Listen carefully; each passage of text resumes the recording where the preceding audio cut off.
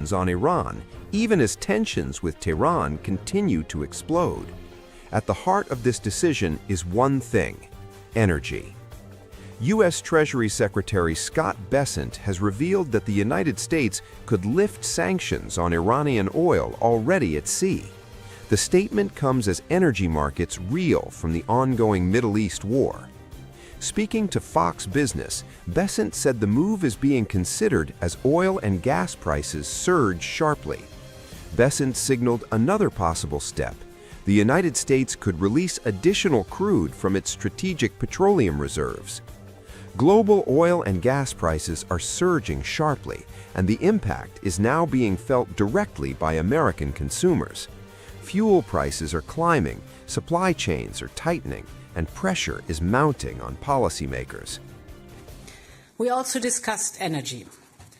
The war's most immediate impact on Europe is on energy. At present, the European Union's physical security of supply is secure. However, Europe is not immune to global price spikes, and as the conflict continues, energy prices continue to fluctuate. Just today, the gas price went up by 30% after attacks on Qatari gas infrastructure. These are reckless attacks on infrastructure and unarmed commercial vessels that raise costs and the question of future supply risks. So in order to minimize the impact, we must take action. The crisis began after U.S. and Israeli strikes on Iran on February 28th. Tehran responded with a wave of retaliation that has disrupted one of the world's most critical energy choke points. The Strait of Hormuz is now at the center of this crisis. Nearly a fifth of the world's oil and liquefied natural gas passes through this narrow waterway during peacetime, but now shipping traffic has slowed to a near halt. The consequences are global. Energy markets are tightening, prices are surging, and uncertainty is spreading across economies. Benchmark Brent crude has jumped above $108 per barrel. Gasoline prices in the United States are also climbing rapidly. And the situation worsened after Iran struck a major liquefied natural gas facility in Qatar. That attack sent shockwaves through global energy markets. خرجنا على ما تم على الاعتداء الذي تم يوم أمس في مجمع الطاقة في راس لفان. للأسف هذا العمل التخريبي الذي يدل على شيء يدل على سياسة عدوانية ولا مسؤولية وتصعيد خطير من الجانب الإيراني، رغم أن دولة قطر منذ الساعة الأولى عند الاعتداء على منشآت الطاقة والبنية التحتية الإيرانية من قبل إسرائيل أدانت هذا الاعتداء، وكان الرد الإيراني على هذا الاعتداء الإسرائيلي بالاعتداء بشكل مباشر على. أكدنا في خلال اجتماعنا على أهمية العمل المشترك بين دولنا كافة لإدانة هذا العدوان والمطالبة بوقفه بشكل فوري، ومطالبة إيران بتنفيذ قرارات مجلس الأمن، قرار مجلس الأمن ذات الصلة الذي يطلب من إيران بشكل واضح وقف هذه الاعتداءات وهذا النهج في توسيع الصراع في المنطقة. كما ندين بأشد العبارات الاعتداءات التي تمت على جمهورية تركيا الشقيقة من قبل إيران. Now Washington is exploring options. One of them is controversial: easing sanctions on Iran. Officials say oil and gas export restrictions are not yet on the table, but sources indicate a limited, temporary easing could be considered. The model may resemble a recent U.S. move involving Russian oil, a narrow window of authorization allowing limited transactions to stabilize markets. According to officials, there are roughly 140 million barrels of Iranian oil currently at sea. That is equivalent to about 2 weeks of supply that was originally destined for China. The idea is to use these barrels strategically, not to support Iran, but to ease global price pressures. However, critics say this move sends a conflicting message. Analysts warn that easing sanctions could benefit Tehran at a time when it is under direct military pressure. Energy expert Andy Lipole says the optics are problematic. Allowing Iran to sell oil while engaged in conflict raises serious questions. But others see a deeper strategy. Analysts believe this could be less about oil and more about geopolitics, a calculated negotiating tactic. Economist James Knightley suggests Washington may be trying to build a coalition to reopen the Strait of Hormuz. The United States has already reached out to multiple global powers, including China, Japan, France, Britain, and South Korea. The goal is clear: to secure the waterway and restore the flow of global energy supplies.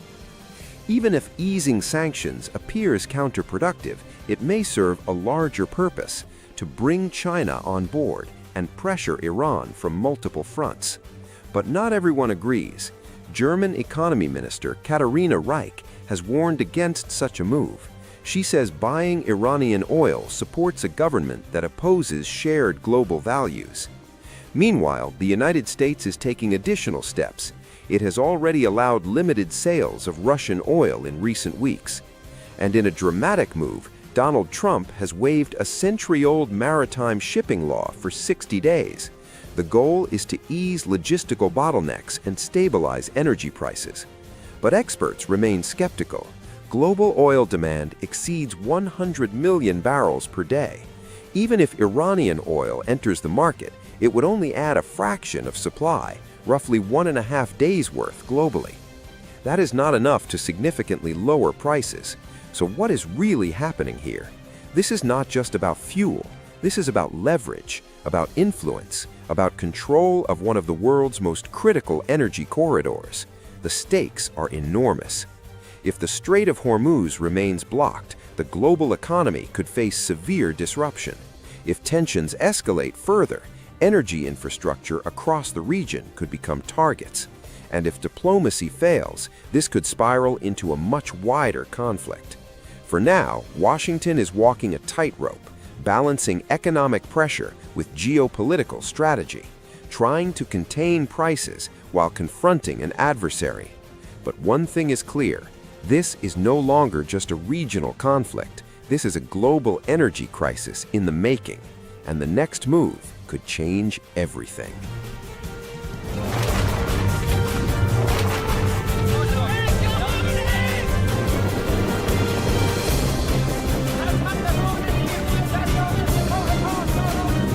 As war hit Iran has choked up the world's most critical oil artery, the Strait of Hormuz, the world is facing a severe global energy shock, forcing oil prices above $100 to $120 per barrel.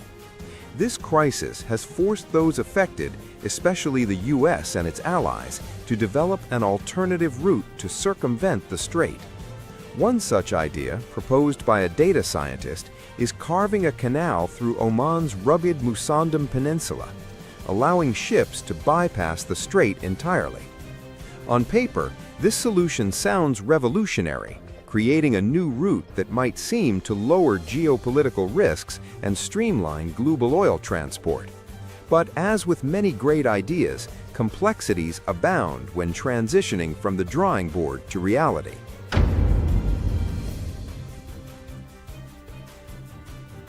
The geography of the Persian Gulf and Oman's Musandam Peninsula itself presents immediate, towering obstacles.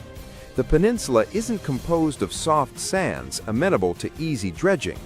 Instead, it boasts part of the jagged Hajar Mountains, with limestone peaks that soar dramatically from the coastline, rising over 6,500 feet in some areas. The massive engineering feat would require a channel to be cut deep and wide enough for the behemoth vessels of today's oil trade through such terrain.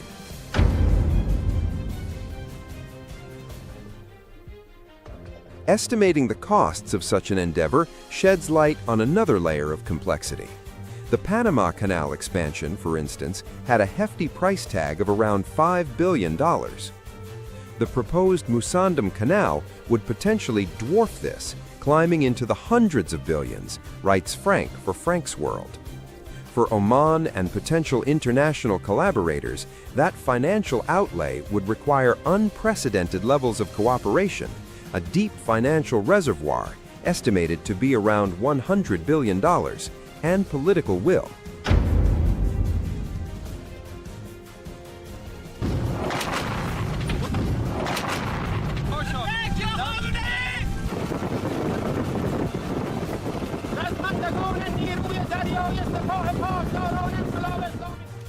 Shifting the choke point doesn't erase vulnerability, it merely relocates it, points out Frank. Instead of the Strait of Hormuz, the world's oil supply would now depend on a man-made canal, still susceptible to sabotage, blockades, or natural disasters. While the idea of a canal through the Musandam Peninsula is a captivating technical and strategic challenge, it wouldn't eliminate the fundamental risks associated with vital shipping lanes, warns the scientist. Amid the discussions around an alternative to the key Gulf Strait, the White House Press Secretary Caroline Leavitt on March 18th warned that the U.S. military still has some new tricks up their sleeve to free the oil trade route.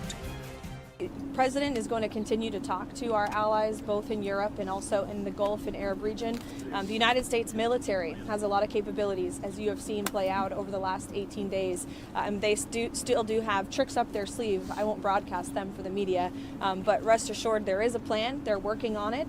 We have seen some progress with respect to that, but of course the President again continues to call on our allies to step up and do more.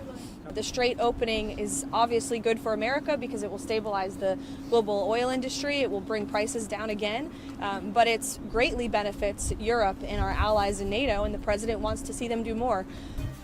Similarly, the NATO chief on March 18th said that the bloc, which includes the U.S., is discussing the best way to open up the strait again. When it comes to the Strait of Hormuz, I've been in contact with many allies. We all agree, of course, that strait has to open up again. And what I know is that allies are working together, discussing how to do that. What is the best way to do it?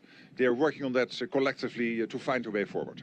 For now, however, the Strait of Hormuz continues to play its critical role, a vital yet vulnerable nexus point in global energy flows, even as nations and analysts muse on the potential of a new canal.